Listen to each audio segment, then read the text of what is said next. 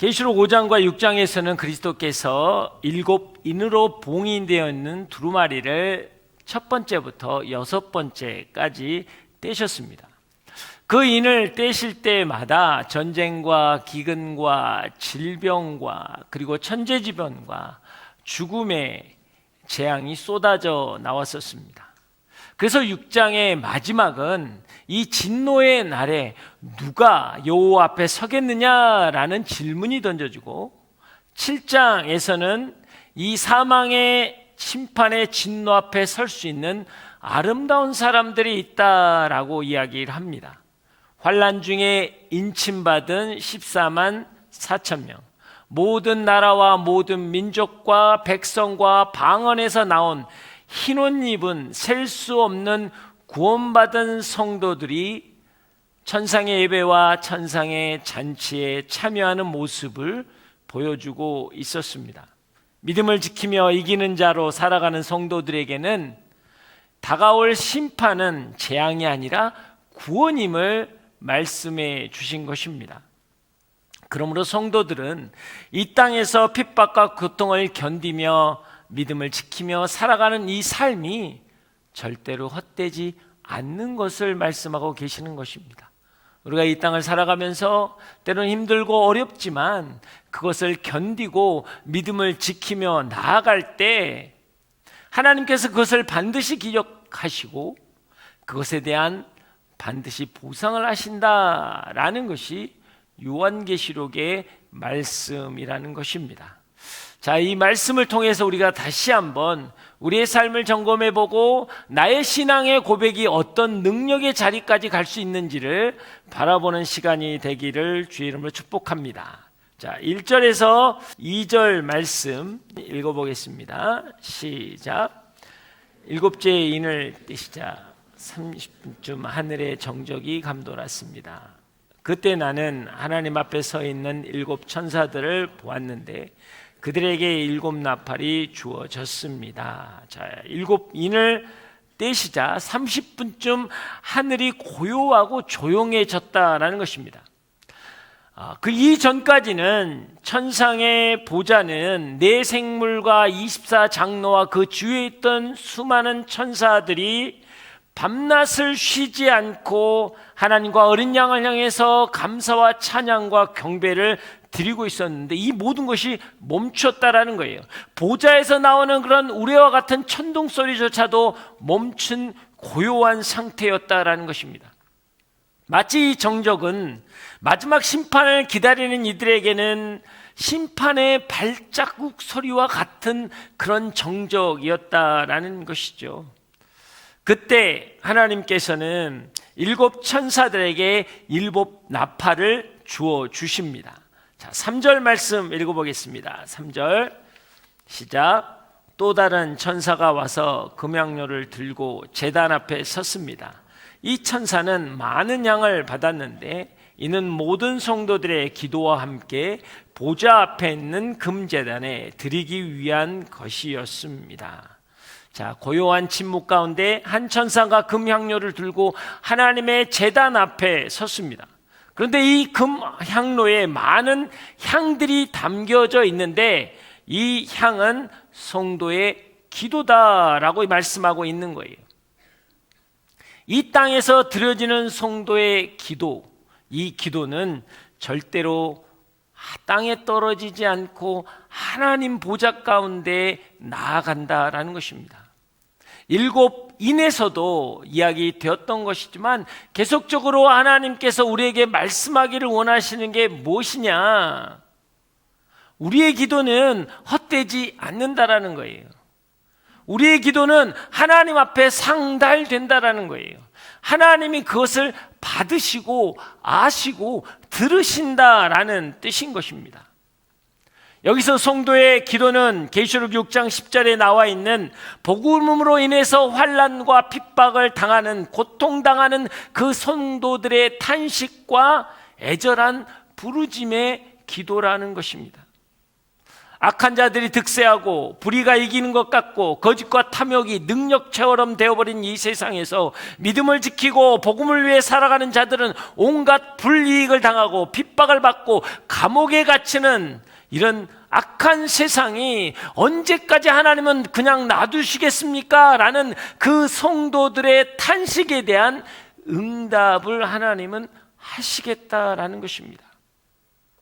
사랑하는 여러분, 예수님께서는 낙담하지 말고 항상 기도하라고 말씀하셨습니다. 여러분, 왜냐하면 우리의 기도가 하늘의 제단에 쌓이기 때문이에요. 우리의 기도는 역사를 바꾸는 능력이 있기 때문이라는 것입니다. 우리가 기도할 때 우리의 눈에는 가시적으로 아무것도 보이지 않는다고 해서 여러분 낭망하거나 실망하지 마십시오. 성도의 기도는 하나님이 반드시 받으시는 것입니다. 7 나팔의 재앙이 시작되기 전에 지금 성도들의 기도가 제단에 들려지는 환상을 보여주시는 이유는 뭐냐면, 지금 이 기도가 하나님의 심판과 연결되어 있다는 것을 하나님은 분명히 보여주고 계시는 것이기 때문이에요. 자, 그것을 나타내는 게 오늘 4절과 5절 말씀입니다. 자, 4절과 5절 한번 읽어보겠습니다. 시작. 향의 연기는 그 천사의 손에서 성도들의 기도와 함께 하나님 앞에 올라갔습니다. 그 천사가 향로를 가져다가 제단의 불에서 불을 채우고 그것을 땅에 쏟으니 천둥과 요란한 소리와 번개와 지진이 일어났습니다. 아멘. 자, 뭐예요? 성도의 기도가 하나님이 연락하신 후에 그 기도에 담긴 향로에 제단에 불이 채워져서 여러분 땅에 쏟아졌다라는 거예요. 지금 성도들이 드린 기도가 하나님의 능력이 되어서 땅으로 여러분 임했다라고 오늘 하나님의 말씀하시는 거예요. 하나님은 하나님의 백성들의 기도를 통해서 하나님의 심판을 진행하시겠다고 말씀하시는 것입니다. 세상에 대한 심판은 하나님의 백성의 기도에 대한 응답이라고 오늘 말씀하시는 거예요. 사랑하는 여러분, 믿는 자들이 하나님께 드린 기도가 하나님의 임재와 하나님의 역사를 상징하는 불과 함께 이 세상 가운데 쏟아졌다라는 거예요.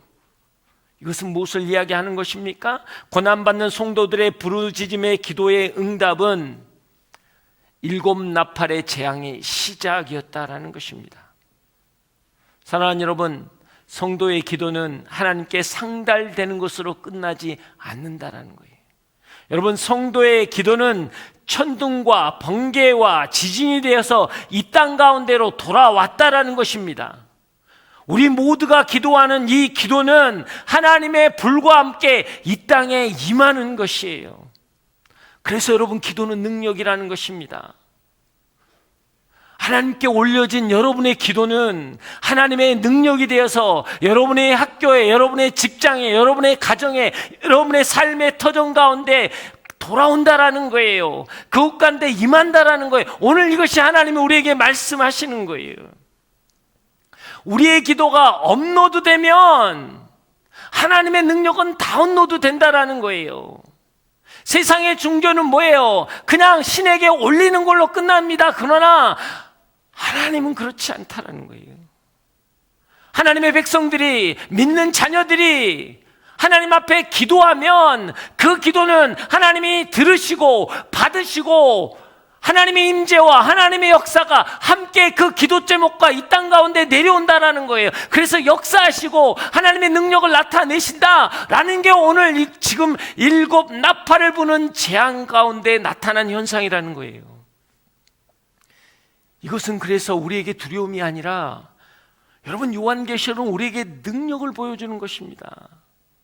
그래서 요한계시록을 주제로 한 그 말씀들을 딴 찬양들이 많은 이유가 그거예요. 요한계시록의 심판으로 끝난다면 어떻게 그 안에 찬양이 있겠습니까? 어떻게 그 안에 하나님을 경배하는 게 있겠냐고요. 두려움과 염려와 근심과 떨림밖에 없을 거라고요. 그렇지만 그렇지 않다라는 거예요.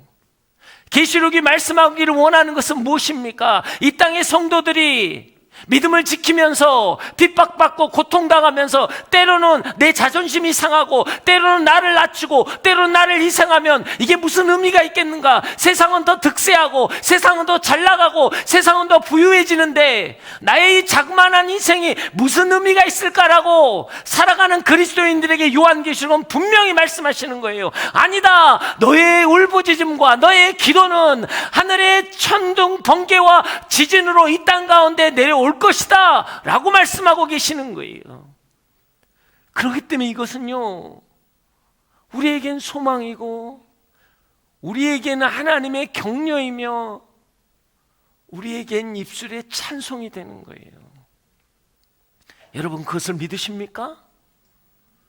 오늘 하나님이 여러분의 기도를 들으시고요, 오늘 하나님이 여러분의 기도에 반응하실 거예요. 여러분의 삶의 자리에서, 여러분의 학교에서, 여러분의 직장에서, 여러분의 가정 안에서 하나님은 반드시 역사하실 것입니다. 믿으십니까? 성경은 곳곳에서 그것을 보여주고 계시는 것이에요. 여러분, 유대의 왕이었던 여호사밧이 유대를 통치하고 있을 때 모압과 암몬 연합군이 쳐들어왔단 말이에요. 근데 그 당시에 유대의 군사력으로는 도저히 감당이 안 되는 상황이었어요. 너무나 난처하고 두렵고 염려와 근심 가운데 가득할 수밖에 없는 상황이었다고요. 왜? 이길 수 없는 상황이니까. 우리의 군사력으로는 도저히 저들을 감당해낼 수 없는 상황이었어요. 그래서 이 여호사밧이 하나님께 기도합니다. 역대하 20장 12절 말씀 한번 읽어보겠습니다. 역대하 시작. 우리 하나님이여, 주께서 그들을 심판하지 않으시겠습니까? 우리는 우리를 공격하고 있는 저 큰 군대를 맞설 힘이 없습니다.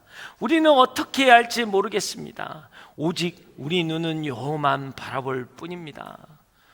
여러분, 여호사밧의 기도는요, 우리의 기도와 다를 게 없어요. 우리가 하나님께 드려진 예배와 다를 게 없다고요. 우리는 힘이 없습니다. 능력이 없습니다. 저들을 어떻게 감당해내겠습니까? 라는 기도를 합니다. 그러나 이 기도 전에 여호사밧이 선포한 게 한 가지가 있어요. 그것이 역대하 20장 6절입니다. 자, 6절 말씀 한번 읽어보겠습니다. 시작. 여호사밧이 말했습니다. 우리 조상들의 하나님 여호와여, 주께서는 하늘에 계신 하나님이 아니십니까? 주께서는 모든 민족의 나라를 다스리십니다. 능력과 힘이 주의 손에 있으니 어느 누구도 주께 대항할 수 없습니다. 여러분, 이게 믿음으로 이기는 자의 기도라는 거예요. 여러분, 믿음으로 이기는 자의 기도는요, 내 자신이 능력을 갖겠다라는 게 아니에요. 여호와 하나님의 능력과 여호와 하나님의 권세를 선포하고 나는 연약하고 부족한 자입니다 라고 고백하는 거예요. 근데 여기에 여러분, 무게중심은 나의 연약함과 부족함에 있지 않아요. 나는 비록 부족합니다. 저들과 싸워서는 도저히 감당을 할 수 없습니다. 우리가 어떻게 세상을 싸워 이길 수 있겠나요? 세상의 권력과 세상의 힘과 세상의 물질 앞에서 우리는 너무나 초라해요.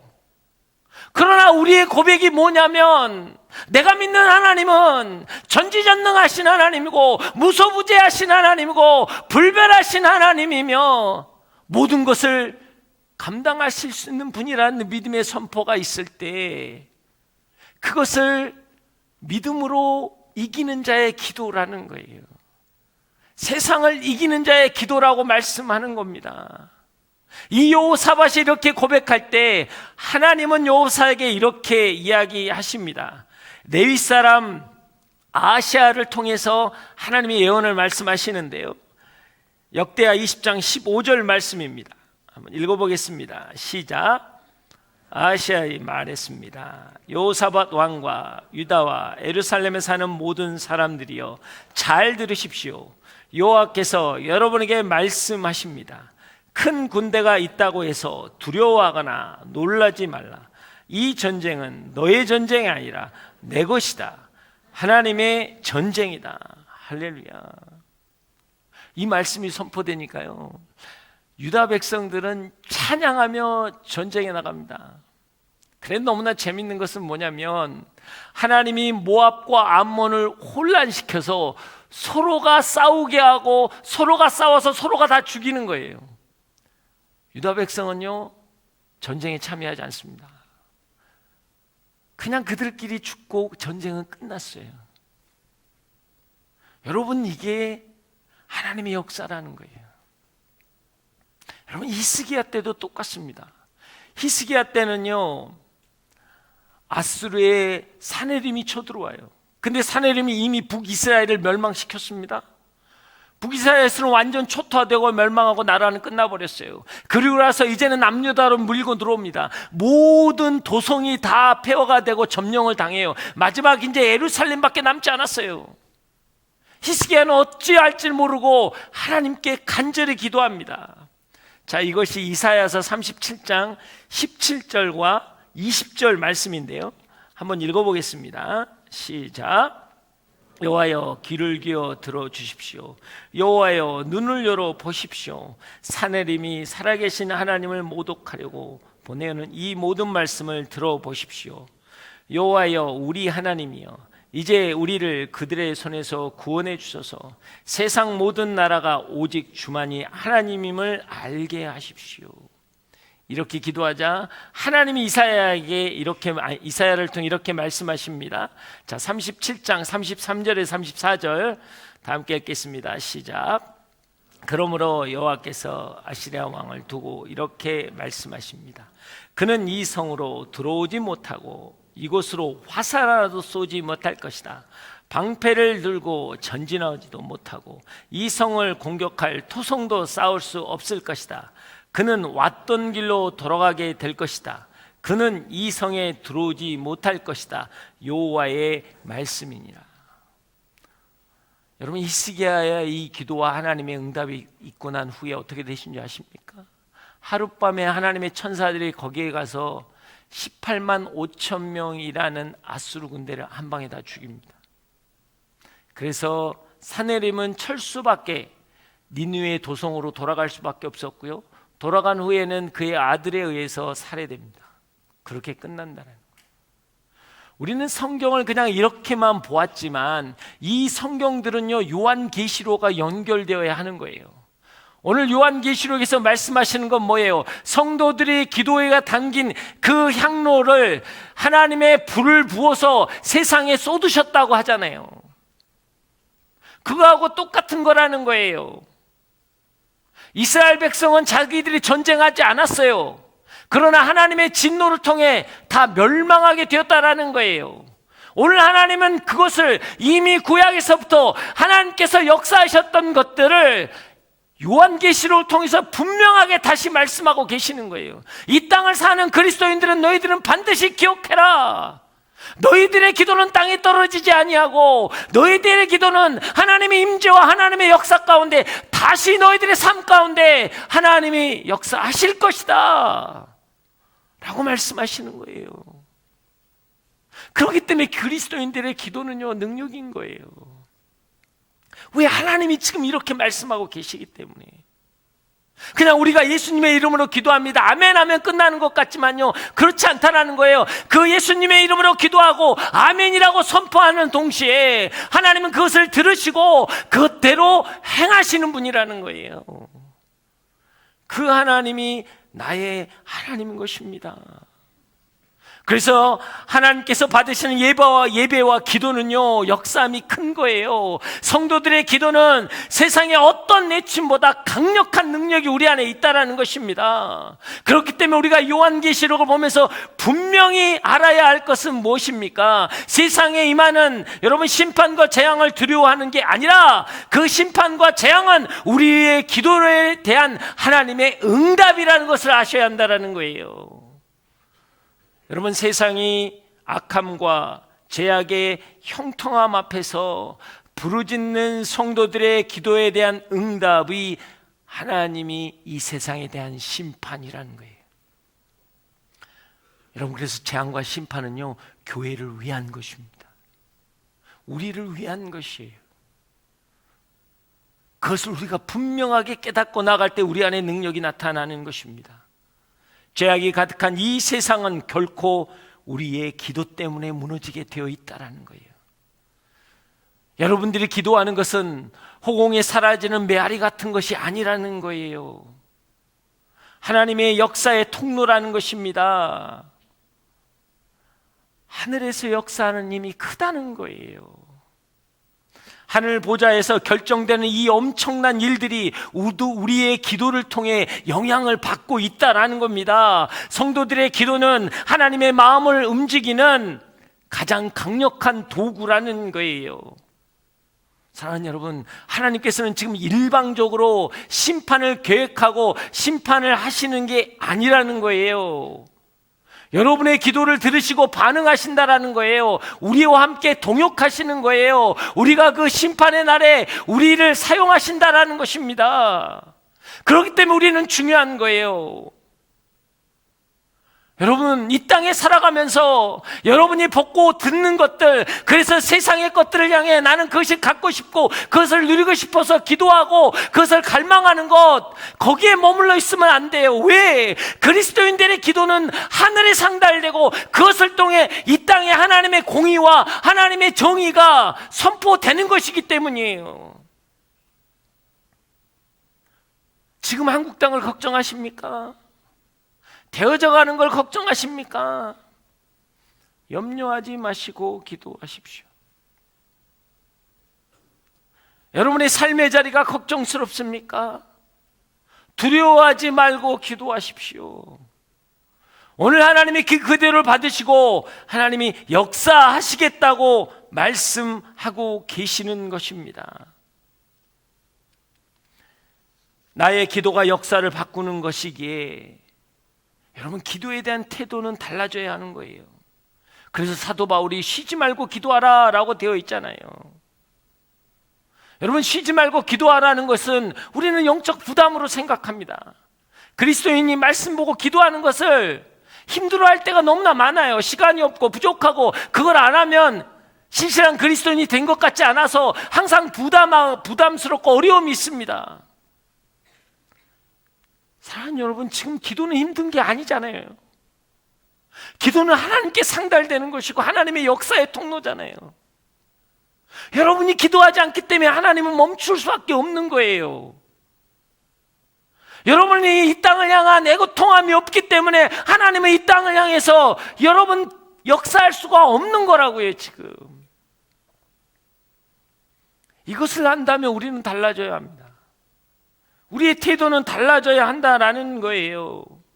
너희는 택한 족속이여 왕 같은 제사장이며 거룩한 나라라고. 이 땅에서 매면 하늘에서 맬 것이요, 이 땅에서 풀면 하늘에서 풀 거라고 하나님이 말씀하시잖아요. 예수님이 우리 이 땅에 와서 말씀하신 게 바로 그것이잖아요. 그게 무슨 뜻이냐고요. 여러분이 이 땅에서 매면 하늘에서 매이는 거예요. 여러분이 이 땅에서 풀면 하늘에서 풀리는 거라고요. 여러분이 이 땅에서 기도하면 하늘에서 그 기도의 응답으로 이 땅 가운데 역사가 일어난다라는 이야기잖아요.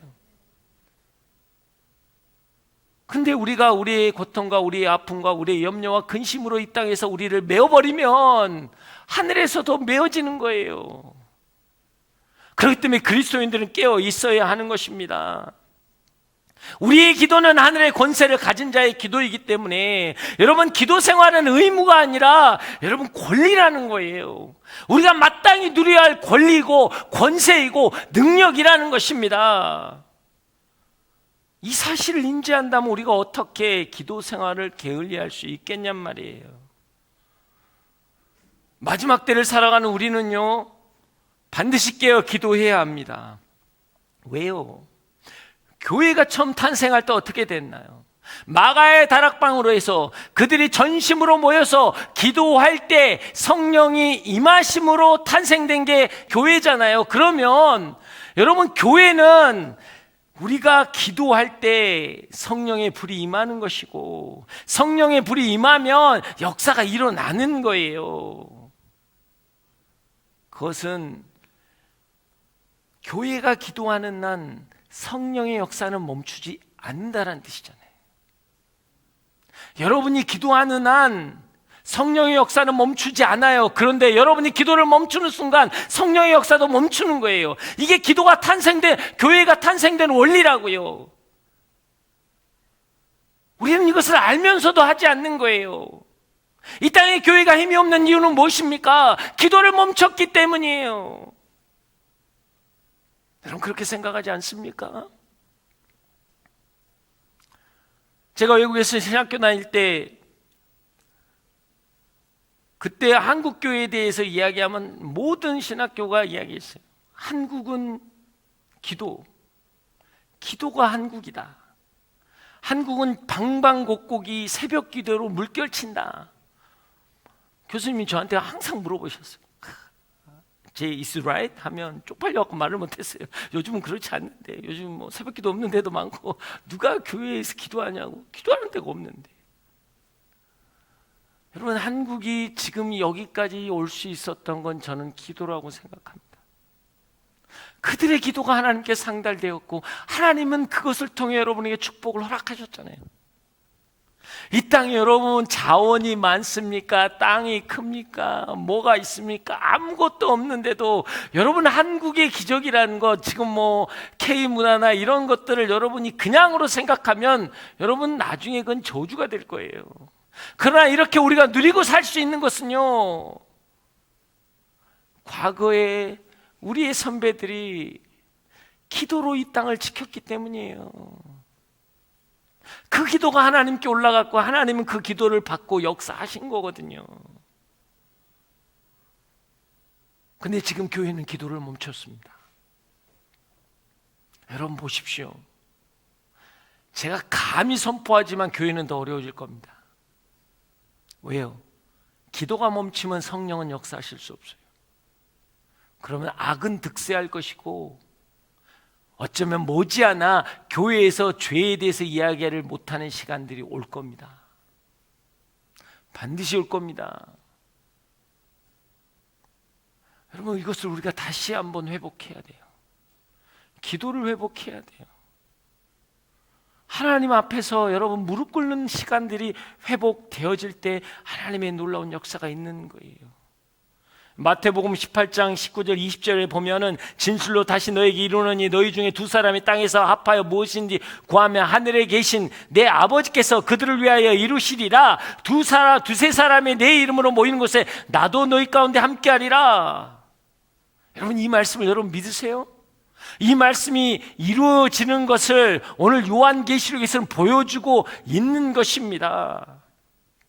여러분이 순에서, 여러분이 가정에서, 여러분의 학교에서, 여러분의 직장에서 모이면 하늘문이 열리겠다라는 뜻이잖아요.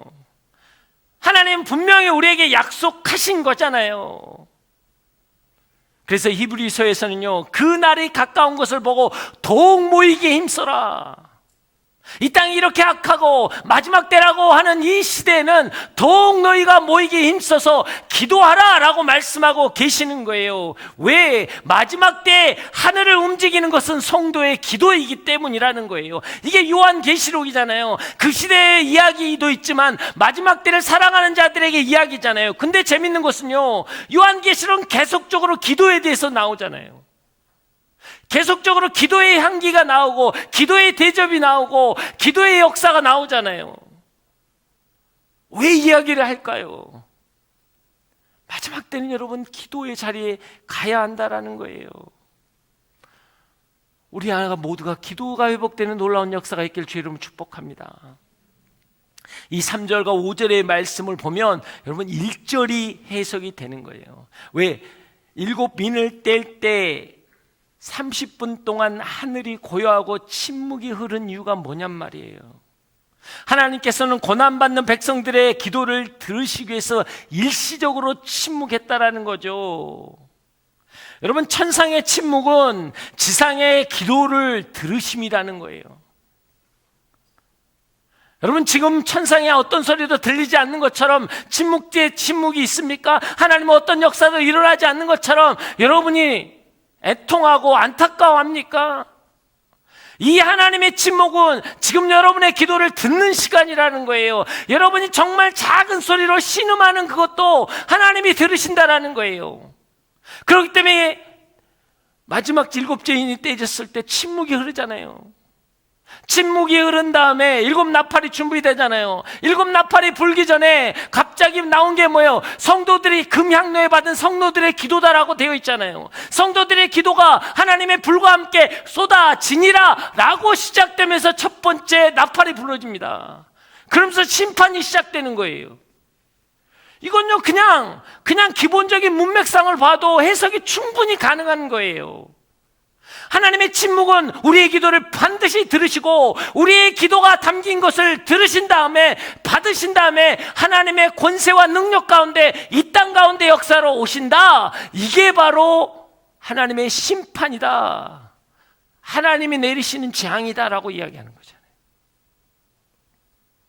사랑하는 여러분, 이 땅이 이렇게 악하고 이 땅이 이렇게 타락했는데 하나님은 어찌하여 침묵하십니까?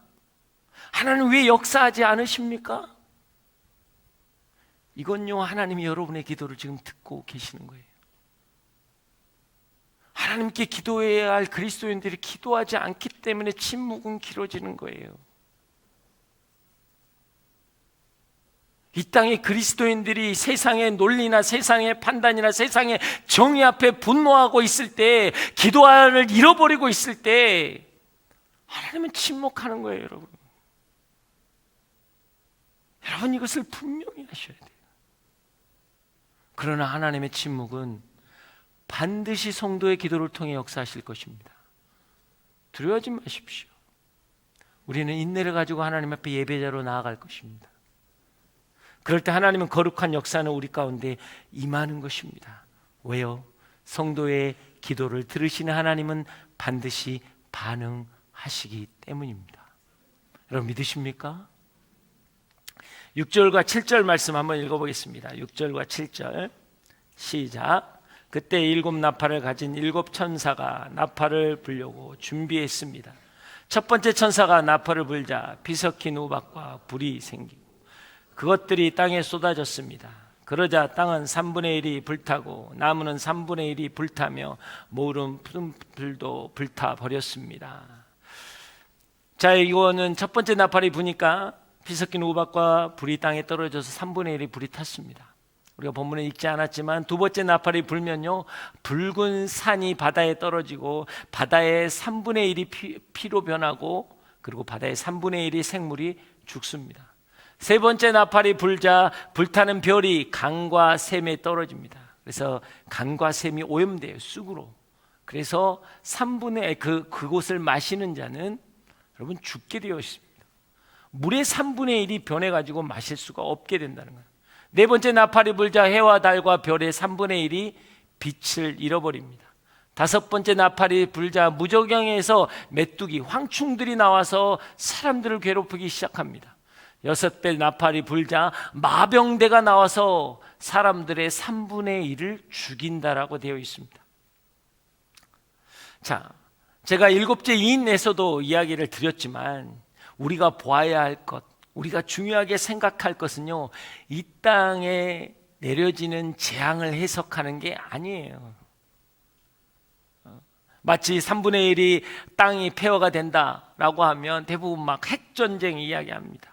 그리고 바다의 생물이 다 죽는다 그럼 마치 후쿠시마 원전의 사고처럼 이런 것으로 연결시키기도 하고 또 샘과 강물이 오염됐다 그래서 우리는 이제는 생수병 들고 다닌다 이렇게도 이야기해요. 그리고 해와 달과 별이 가려진다, 화산이 터지면 엄청난 화산이 터지면 지륵 같은 암흑이 되잖아요. 그렇게 이야기를 합니다. 근데 그게 중요한 게 아니에요. 그 현상이 중요한 게 아니라고요. 우리가 보아야 할 것은 지금 반복적으로 뭐예요? 3분의 1, 3분의 1 계속 숫자가 3분의 1이 나오잖아요. 그럼 뭐예요? 3분의 2는 남겨졌다라는 거예요. 그게 뭔 뜻입니까? 일곱째 인이나 일곱째 나팔의 재앙은 세상을 향한 하나님의 진노, 이것은 하나님의 심판이 아니라 세상을 향한 애통한 하나님의 징계라는 거예요. 심판이었으면 한 방에 끝나야죠. 빛빛의 우박과 여러분 불이 떨어졌다고 하면 첫 번째 재앙으로 세상은 끝나야 되는 거예요. 근데 끝나지 않았다라는 거예요. 세상이 끝나지 않았다는 건 뭐예요? 하나님이 기회를 주시고 계신다라는 거잖아요. 계속적으로 우리에게 말씀하고 계시는 거잖아요. 근데 이 땅은 그것을 바라보지 못한다라는 거예요. 여러분, 심판은 과거에 대한 것이지만 징계는 미래에 대한 것입니다. 심판은 과거의 여러분의 죄를 오늘 현재 내가 그것을 감당하는 것이기 때문에 기회가 없는 거예요. 그러나 오늘 여러분에게 징계를 주시는 것은 오늘 여러분이 바꾸면 여러분의 미래는 달라진다라는 거거든요. 그래서 하나님은 계속적으로 기회를 주시는 거라고요. 사랑하는 여러분, 2000년 전에 예수님이 이 땅에 오심으로써 하나님의 심판은 시작된 거예요. 이는 떼어지고 있고 나팔은 불어지고 있는 거라고요. 계속적으로 이 땅 가운데 그런 현상들은 일어나는데, 이 현상들은 하나님이 우리에게 주신 기회라는 거예요. 돌이키라는 거예요. 이 재앙은 아직은 세상의 심판이 아니라는 것입니다. 하나님이 최후 심판하는 날까지 회개하고 돌아올 기회를 세상 가운데 주신다라는 거예요. 왜냐, 하나님의 마음을 여러분이 아셔야 합니다. 에스겔서 18장 23절 말씀 읽어보겠습니다. 다 함께 읽겠습니다. 시작. 내가 악한 사람이 죽는 것을 조금이라도 기뻐하겠느냐? 주 여호와의 말이다. 오히려 그가 자기 길에서 돌이켜 사는 것을 내가 기뻐하지 않겠느냐? 여러분, 하나님은 아무리 악인이라도요, 죽는 것을 가슴 아파하는 거예요. 그들이 돌이키는 것을, 마지막까지 회개하는 것을 하나님은 기뻐하는 것입니다. 그게 오늘 하나님의 마음이거든요. 돌이키라는 하나님의 외침이라는 거예요. 우리 삶에도 똑같습니다. 여러분의 인생 가운데 때로는 힘들고 어려울 수 있어요. 직장 안에서, 여러분 학교 안에서, 관계 안에서, 가정 안에서 여러분의 인생 가운데 어려움이 있을 때 우리가 보아야 할 것은 무엇입니까? 여러분을 회복시키고 온전케 하고 하나님에게 돌이키기라는 하나님의 외침일 수 있다는 거예요. 하나님의 기회라는 겁니다. 근데 그것이 여러분의 원망이 되고 상처가 되면 그건 저주가 되어버리는 거예요. 여러분의 삶 가운데 하나님이 주고 계시는 것들을 받아들일 때 여러분 안에 변화가 일어나는 거예요.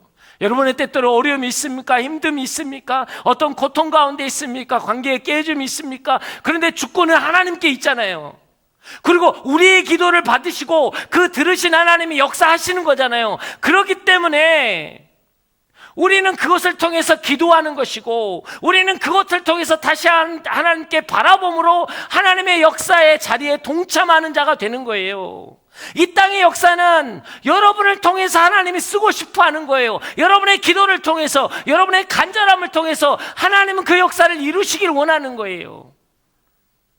근데 우리가 움직이지 않으면, 우리가 아무 반응을 하지 않으면 고통이 상처로 끝나버리고, 아픔이 분노로 끝나버리고, 여러분 깨어짐이 강팍함으로 끝나버린다면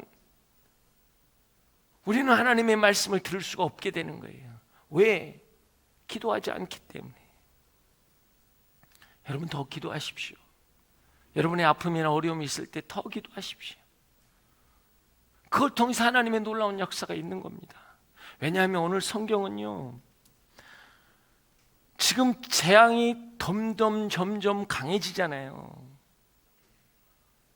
7인보다는 더 구체적이면서 강해집니다. 이것은 하나님이 잔인한 심판이 아니라는 거예요. 그만큼 사람들이 강팍해져서 강도가 더 세져도 반응을 못하는 거예요.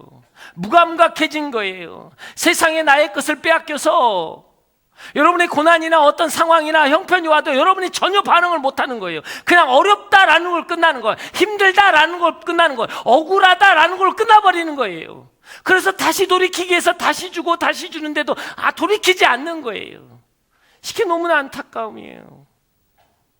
이게 9장의 20절과 21절의 말씀입니다. 9장 20절과 21절 한번 보겠습니다. 시작. 이 재앙에서 죽임을 당하지 않고 남은 사람들은 자기 손으로 저지른 일들을 회개하지 않고 드리오 귀신들과 금, 은, 청동, 돌, 나무로 만든 복이 듣거나 걷지 못하는 우상들에게 경배했습니다. 그들은 또 그들의 살인과 그들의 복술과 그들의 음행과 그들의 도둑질을 회개하지 않았습니다.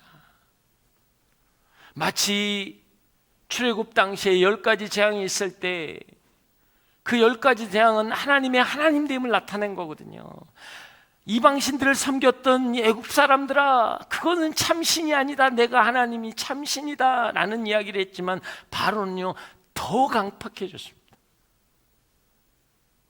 10가지 재앙을 맞으면서 더 강팍해진 바로처럼 이 땅의 사람들이 그렇다는 거예요.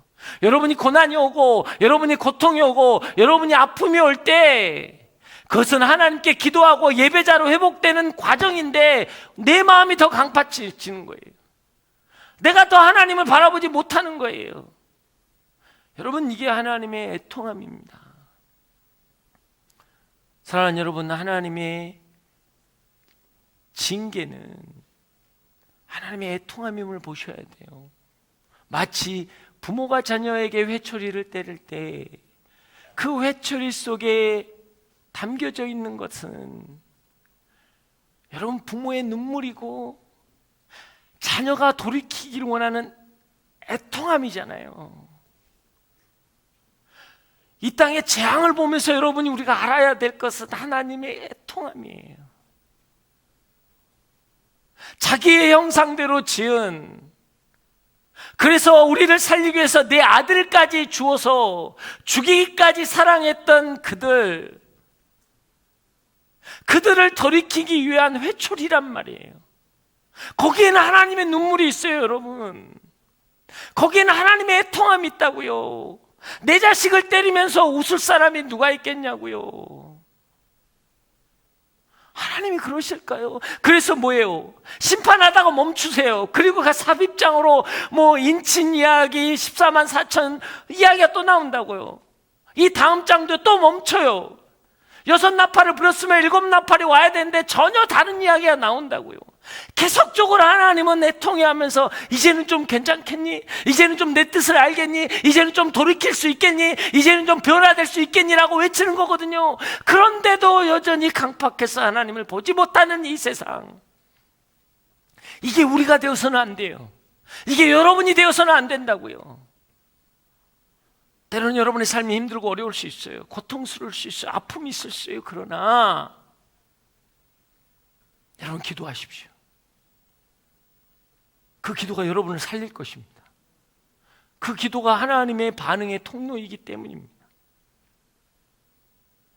마지막 9장 4절 한번 읽고 말씀을 마무리하겠습니다. 9장 4절 다 함께 읽겠습니다. 시작.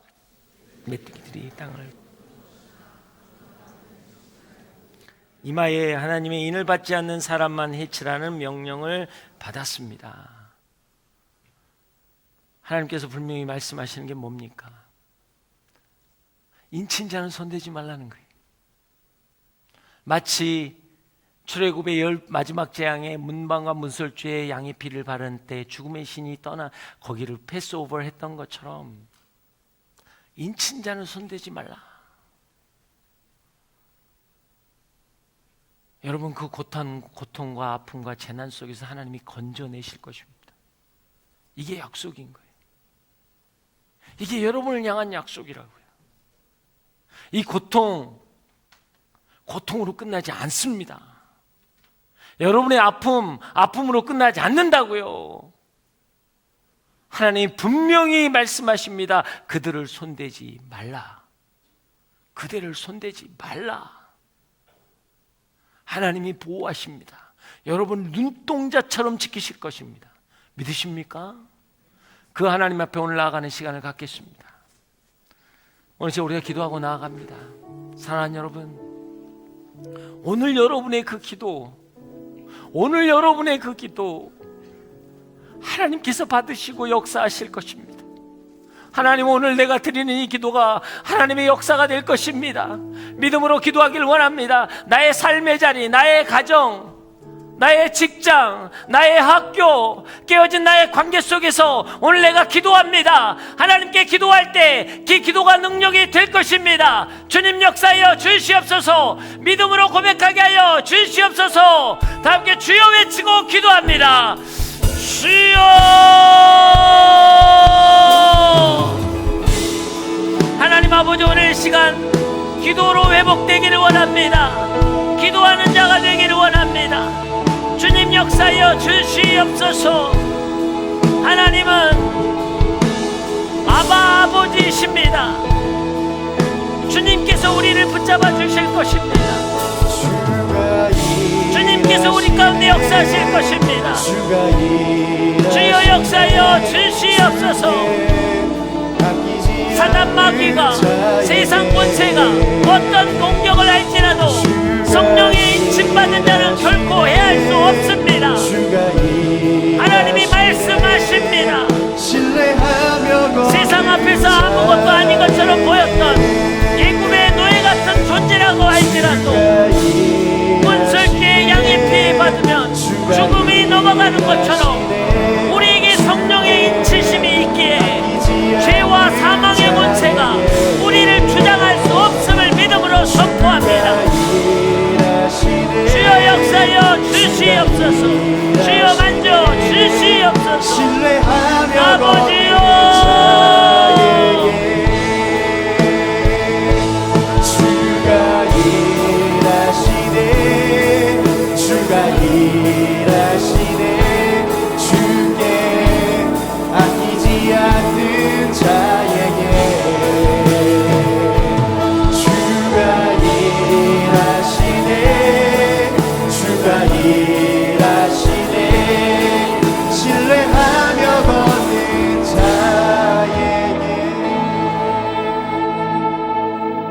사랑하는 여러분, 해와 달과 별의 3분의 1이 빛을 잃고 바다와 육지가 3분의 1이 불에 타고 죽고 황충이 나고 마병대가 나와서 3분의 1의 사람이 죽는다 할지라도 성령의 인치받은 하나님의 자녀는 하나님이 보호하실 것입니다. 하나님, 이 믿음으로 우리가 나아가게 하여 주시옵소서. 결코 그들은 우리를 해할 수 없습니다. 그 믿음으로 선포하는 자 되게 하여 주시옵소서. 하나님이 하실 것입니다. 하나님이 이룰 것입니다. 주여 역사여 주시옵소서. 오늘 믿음으로 선포합니다. 우리가 기도할 때 하나님은 이루실 것입니다. 우리가 선포할 때 하나님은 이루실 것입니다. 우리가 하나님 앞에 나아갈 때 성령께서 우리와 함께 하실 것입니다. 주여 역사여 주시옵소서. 믿음으로 선포하는 자마다 회복이 있을지어다. 믿음으로 고백하는 자마다 회복이 있을지어다. 다시 한번 주여 외치고 기도합니다. 주여.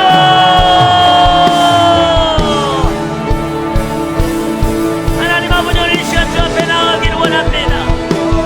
기도하면 성령의 불이 임하고 성령의 불이 임하면 하나님의 역사가 일어날 것입니다. 우리가 기도하면 성령의 역사는 계속될 것입니다. 주여 역사여 주시옵소서.